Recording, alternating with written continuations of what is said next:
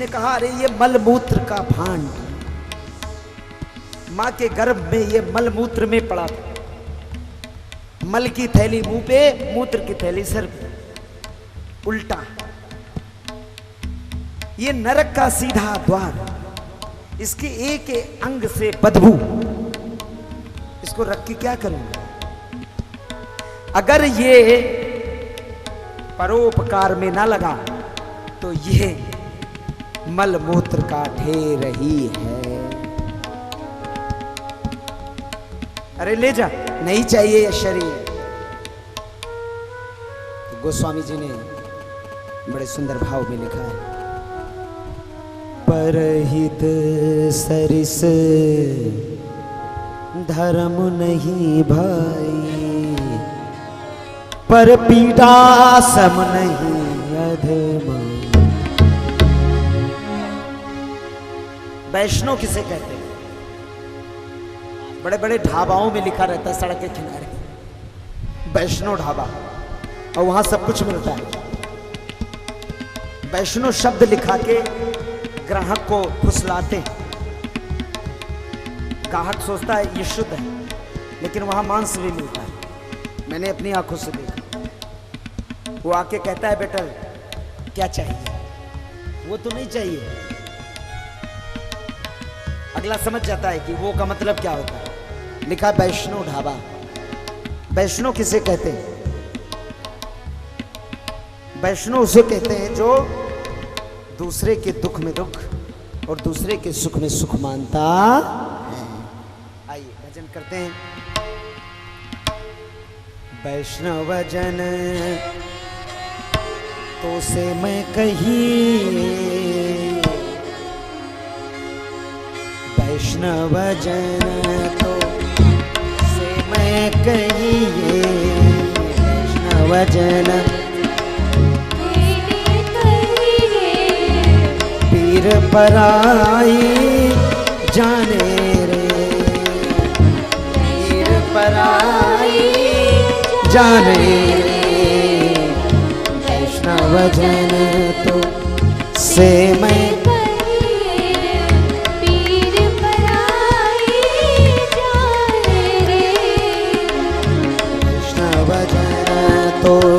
से मैं कहिए जे पीर पराई जाने रे।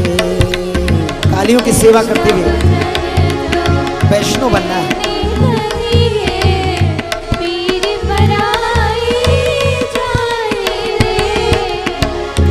पर दुख के उपकार करे जो, पर दुख के दुखे उपकार करे जो, मन अभिमान ना माने। वैष्णव जन पीर पराई जाने रे, वैष्णव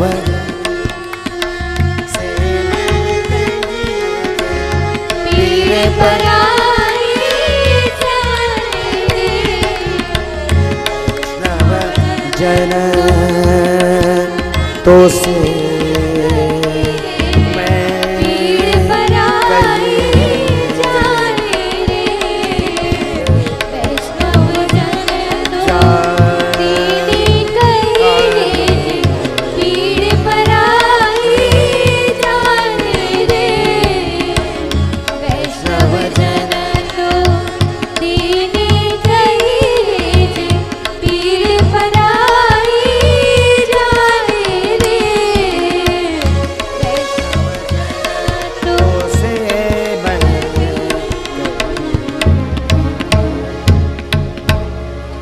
से सारे भक्त जितने यहां बैठे, देख लो कि कल तक आप वैष्णव थे या नहीं।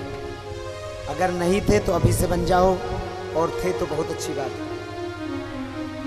वैष्णव ढाबा लिखाने से वैष्णव कोई नहीं बनता, या ब्राह्मण के यहां पैदा हो जाने से कोई ब्राह्मण नहीं बनता। करनी से आपकी करनी ब्रह्म तत्व में स्थित होनी चाहिए। आप वैष्णव तभी होंगे जब दूसरों के दुख में दुख और दूसरों के सुख में सुख माने। किसी के साथ कोई उपकार करेंगे तो अहंकार नहीं करेंगे।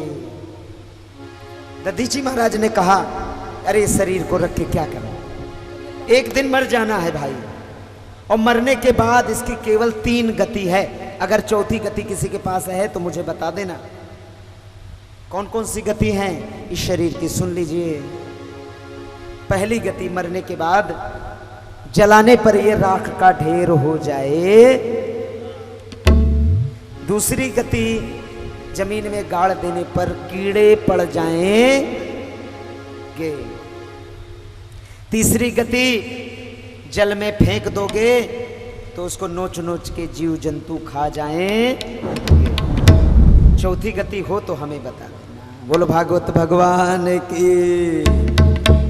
तो इस सियार, कौवे, कीड़े मकोड़े, मछलियों के भोजन को हम पाल पोस रहे हैं, सुंदर बना रहे हैं, ब्यूटी पार्लर में जा रहे हैं। अरे इतना पैसा कभी दान कर देते, किसी दिन दुखिया की मदद कर देते, तो आपकी सुंदरता वहां लिख जाती भगवान के धाम। तो आज से, अभी से वैष्णव बनना है, मन में अपने वैष्णवता धारण करनी है। दधीची ने कहा, ले जा, मुझे ये शरीर नहीं चाहिए। और उन्होंने ब्रह्म समाधिस्थ अपनी प्राण वायु को रेचक, पूरक और बोलते ही नहीं। बोले बाबा ने पैसा लिया, बाबा बोले हम क्यों बोले। बोलो भागवत भगवान की। समाधि की 3 स्थितियां होती, रेचक, पूरक और कुंभक। इन तीनों से अपनी प्राण वायु को हम रोक सकते हैं। उन्होंने अपनी प्राण वायु को ब्रह्मरंध्र में समाधित किया और अपने शरीर को छोड़ दिया।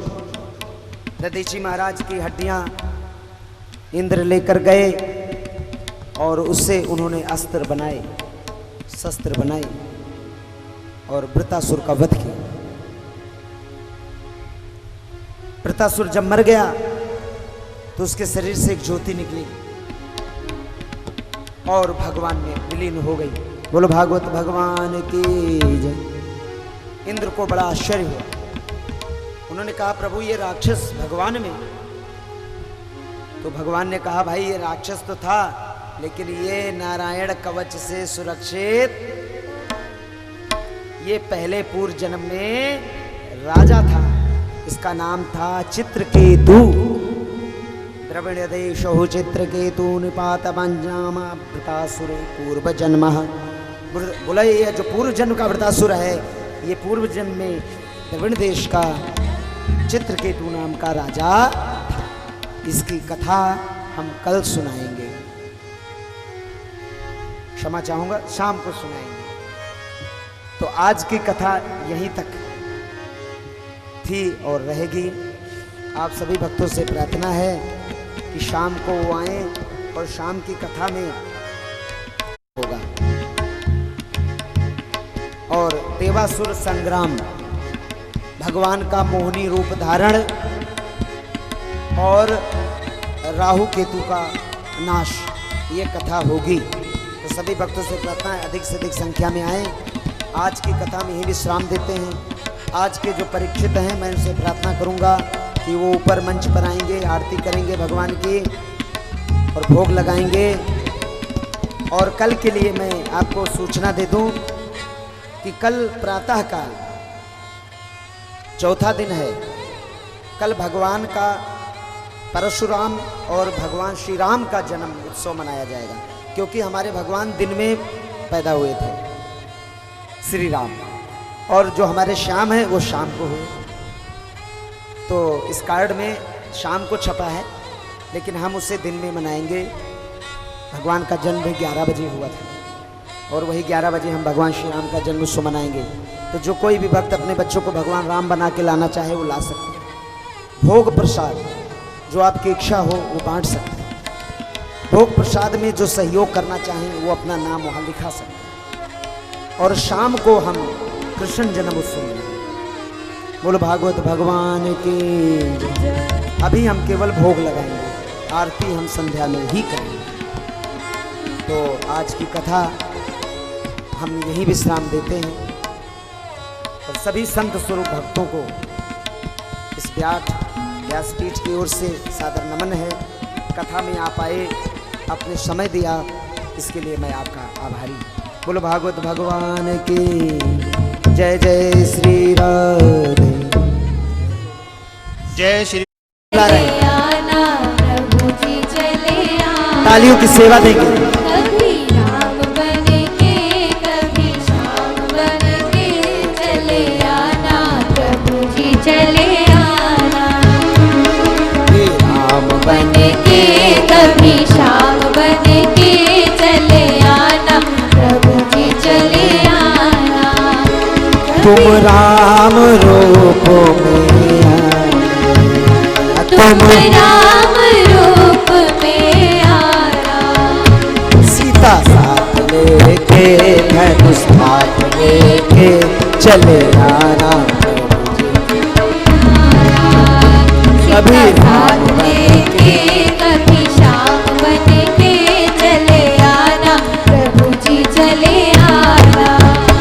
तुम श्याम रूप में आना, तुम श्याम रूप में आना।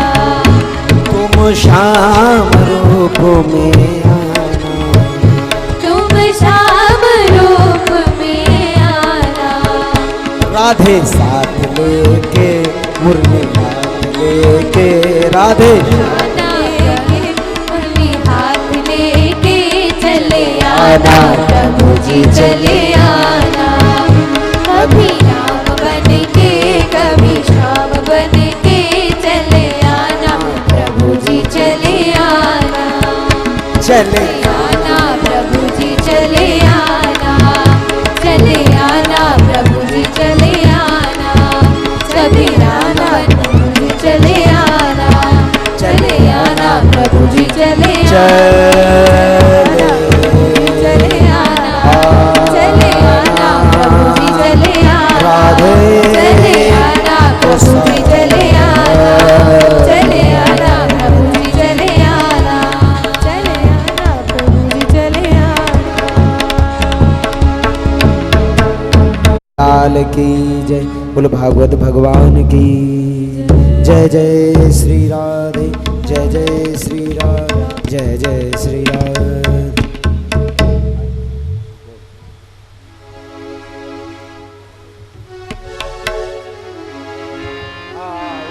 भोग लगाओ लगाओ मेरे भक्त। रुचि प्रेम से रुचि भोग लगाओ मेरे मोहन। प्रेम से भोग लगाओ मेरे मोहन।